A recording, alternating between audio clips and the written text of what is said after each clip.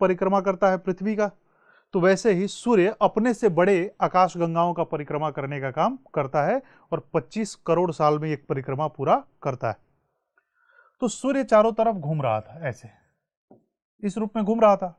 अब इसके घूमने के साथ साथ क्या होता है, घूमने के साथ साथ कि इनकी सतह से कुछ कुछ पार्ट निकलकर सूर्य की तरफ जाने लगे, और ये पार्ट कुछ और नहीं थे, कुछ गैसें थी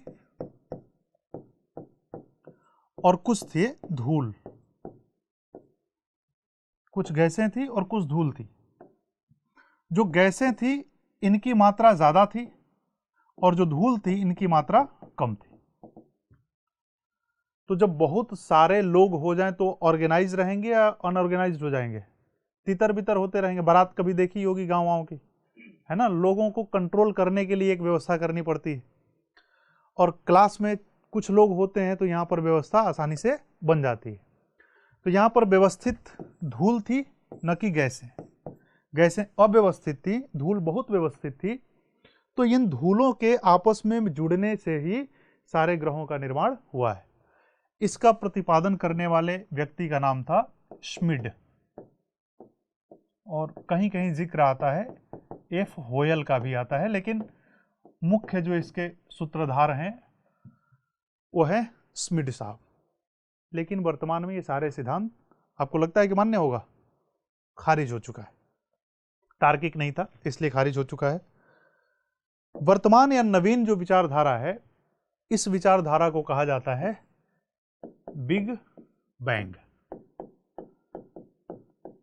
इस सिद्धांत के अनुसार बस छोटी सी बात यह है कि लगभग 15 अरब वर्ष पूर्व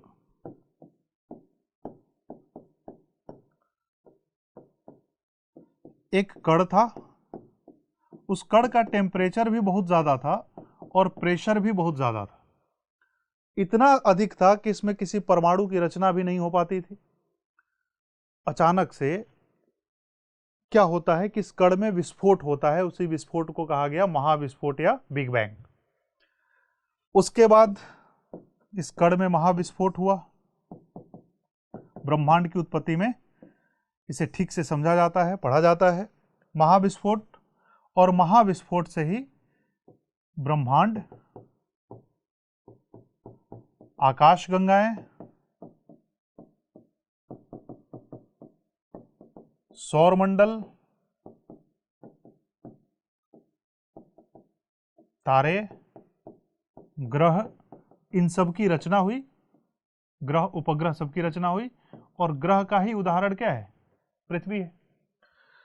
तो महाविस्फोट के बाद पृथ्वी की रचना हुई, और पृथ्वी की रचना तुरंत हो गई या बाद में हुई? प्रक्रिया के तहत हुई, प्रक्रिया के तहत हुई।